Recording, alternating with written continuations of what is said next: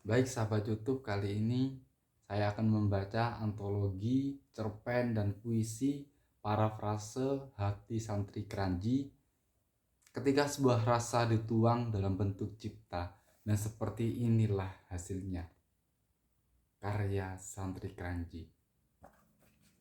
Buku ini ditulis oleh Vika Madinatul Ilmi dan kawan-kawan. Kata pengantar: puja dan puji syukur yang dalam kami panjatkan kehadirat Allah Subhanahu wa Ta'ala, karena dengan rahmat dan hidayahnya, hati yang senantiasa merindukan cinta dan kasihnya ini bisa menuangkan bait-bait sederhana di atas kertas putih berlumur kerinduan dengan tinta kedamaian, sehingga bisa dinikmati oleh pembaca yang budiman. Linangan air mata yang menetes adalah air mata kebahagiaan, karena hati yang meradang kini bisa menebarkan kasih sayang. Salawat dan salam teruntuk Nabi Muhammad SAW yang menjadi teladan dan sumber inspirasi hidup kami dalam menapaki perjalanan meraih cinta sejati, finding the real love. Buku ini disusun berdasarkan ide dari para siswa-siswi Madrasah Aliyah Keagamaan Tarbiyatut Thalabah Kranji yang dikumpulkan atau dihimpun oleh pengurus sekbid Pondok Pesantren As-Sohafi UKJ Kemaan dengan tema bebas, sehingga penyair lebih bebas menuangkan idenya.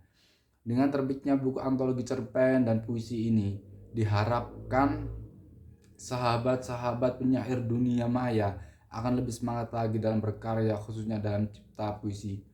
Puisi adalah bahasa kalbu, curahan sanubari dengan relung jiwa yang terdalam.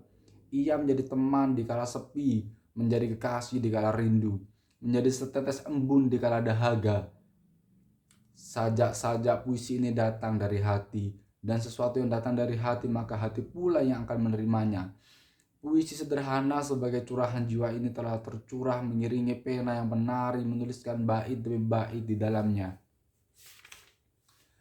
Kami sangat gembira bisa mempersembahkan sebuah karya walau jauh dari indah dan sempurna ini bagi Anda, pembaca yang budiman, dengan berharap bisa belajar ketulusan hati kami berkarya. Lika-liku dan pahit getir kehidupan dalam pencarian cinta mewarnai lembar demi lembar buku ini yang menjadikan perasaan bergelombang, kadang senang, kadang sedih, kadang ceria, kadang berduka. Mereka datang silih berganti menghiasi perjalanan panjang hidup ini. Akhir kata, minta maaf juga kami sampaikan karena karya kami masih banyak kekurangan, kekeringan, kejenuhan, pendek kata jauh dari kesempurnaan. Dengan lapang dada kami berharap saran, kritik, dan masukan yang membangun agar kami bisa terus memperbaiki karya-karya kami berikutnya. Salam cinta dari hati pesantren As-Sohafi.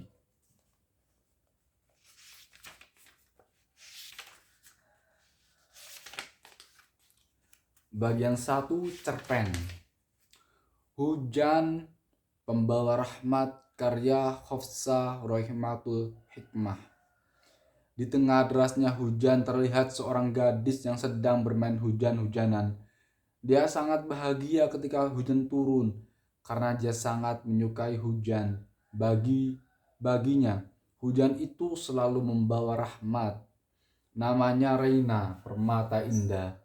Kata Reina diambil dari kata rain dan itu sebabnya. Baginya hujan itu selalu membawa rahmat.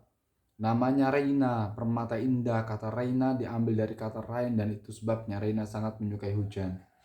Di tengah kebahagiaannya itu tiba-tiba ada yang menghalangi air hujan mengenai tubuhnya. Ada yang memayunginya. Seketika wajahnya yang tadinya bahagia berubah redup karena yang memayunginya adalah ayah tirinya. Dia sangat tidak suka kalau melihat Reina hujan-hujanan. Dia tidak menyukainya. Kini ayahnya menyuruh Reina masuk ke dalam mobil. Di dalam mobil ayahnya memarahi Reina. Sudah berapa kali ayah bilang jangan bermain hujan-hujanan lagi. Bentak ayahnya membuat ayahnya takut. Maaf ya, tapi kan Reina suka hujan. Reina nggak bisa kalau nggak hujan-hujanan saat hujan turun, ucap Reina berusaha mengelak. Apa salahnya sih ninggalin kebiasaan main hujan? Hujan itu bisa membahayakanmu, Reina, seru ayah yang masih dengan nada tinggi. Dan kali ini Reina tidak akan diam saja seperti biasanya. Ayah itu cuma ayah tiri Reina, jadi ayah nggak berhak ngelarang Reina. Papa dulu aja nggak pernah ngelarang Reina buat main hujan. Kenapa sekarang ayah ngelarang Reina? Akhirnya kata itu keluar dari mulut Reina setelah selama ini diam saat ayahnya melarang main hujan, walau sedikit sesenggukan. Ayah Reina mengancamnya jika ia tidak menuruti kata ayahnya, maka ayahnya akan mengurungnya di kamar seperti sebelumnya. Tetapi Reina malah melawan dan berlari menuju rumah sahabatnya yaitu Dion. Sesampainya di depan rumah Dion, kebetulan Dion sedang berada di teras rumahnya. Reina pun segera menghampirinya, ia merasakan ketenangan di sana. Setelah Reina diam, Dion pun menebak jika ayahnya baru saja memarahinya karena main hujan. Dan tebakan Dion benar, Reina pun menceritakan kejadian tadi kepada Dion. Setelah Reina bercerita, Dion menyuruhnya masuk ke dalam rumah dan berganti baju menggunakan baju milik Dina, adik Dion. Setelah berganti baju, Reina meminum wedang jahe yang telah dibuatkan Ibu Dion untuk menghangatkan tubuhnya. Setelah menghabiskan wedang jahe, Ibu Dion menyuruhnya tidur di kamar Dina yang sedang kosong karena Dina sedang camping bersama teman-temannya. Di kamar, Reina menyandarkan tubuhnya di kepala ranjang. Ia sangat menyesali perbuatannya tadi. Ia membentak ayahnya. Dion memasuki kamar Dina yang kini ditempati Reina dan duduk di sampingnya. Yon, kenapa sih ayah selalu ngelarang gue buat main hujan? Reina menoleh ke arah Dion. Mungkin ayah lo punya alasan tersendiri buat ngelarang lo main hujan. Nah, ucap Dion berusaha menenangkan sahabatnya itu. Alasannya apa coba? Gue nggak ngerti jalan pikiran ayah. Dion menggeleng dan berkata, ya nggak tahu nah. Mendingan lo sekarang nggak boleh mikirin itu. Tenangin diri lo. Sekarang gue minta lo tidur dan gue nggak akan pergi sebelum lo tidur.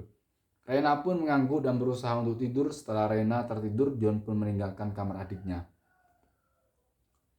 Keesokan harinya pagi-pagi sekali Mama Reina menjemputnya dan mengajaknya pulang. Tetapi Reina menolaknya karena ia masih marah pada ayahnya. Tapi mamanya memaksanya pulang, akhirnya Reina mau diajak pulang. Sesampainya di rumah, Reina segera berlari ke kamarnya tanpa melihat ke arah ayahnya yang sedang duduk di teras. Reina langsung menghempaskan tubuhnya ke kasur dan mengambil guling untuk menyangga kepalanya. Pintu kamar diketuk pelan dan sedikit terbuka hingga memperlihatkan ayahnya sedang berdiri di depan pintu. Reina memalingkan wajahnya setelah mengetahui siapa yang mengetuk pintunya. Reina, maafin ayah ya, ucap ayahnya lembut dan mengelus rambut Reina. Tapi Reina hanya diam. Reina masih marah sama ayah, tanya ayahnya. Reina menoleh ke arah ayahnya secara tiba-tiba sehingga membuat ayahnya kaget. Ayah, kenapa sih selalu saja marah setiap kali Reina hujan-hujanan? Tanya Reina dengan rasa penasarannya. Itu alasan ayah kesini untuk menjelaskan ke kamu alasan kenapa ayah selalu ngelarang kamu main hujan. Ayah Reina menceritakan bahwa dulu ibu dari ayahnya meninggal saat hujan turun. Dan ayahnya menceritakan kejadian-kejadian masa lalu ayahnya yang menyedihkan saat hujan turun. Ayahnya menganggap bahwa hujan itu pembawa sial dan ia tak mau kehilangan orang yang dia sayangi gara-gara hujan. Itulah alasan mengapa ayahnya melarang Reina main hujan, tidak lain karena ayahnya sayang padanya dan tidak mau kehilangannya. Maaf ya, maafin Reina. Reina nggak tahu kalau masa lalu ayah seperti itu. Sekarang ayah jangan benci lagi ya sama hujan. Hujan itu rahmat. Ayah, hujan gak pernah membuat Reina sedih. Hujan selalu membuat Reina bahagia. Mendengar ucapan Reina, ayahnya pun berkata, iya nak, ayah usahain untuk tidak membenci hujan lagi dan maafin ayah. Selama ini sudah melarang kamu hujan-hujanan. Setelah ini ayah akan berusaha untuk menyukai hujan. Samar-samar terdengar suara deruan hujan yang semakin deras. Setelah kejadian itu, ayah Reina tidak membenci hujan lagi dan mulai menyukai hujan. Reina sangat bahagia karena sekarang Reina bisa main sepuasnya dan ditemani ayah. Ayahnya sadar bahwa hujan itu tidak membahayakan.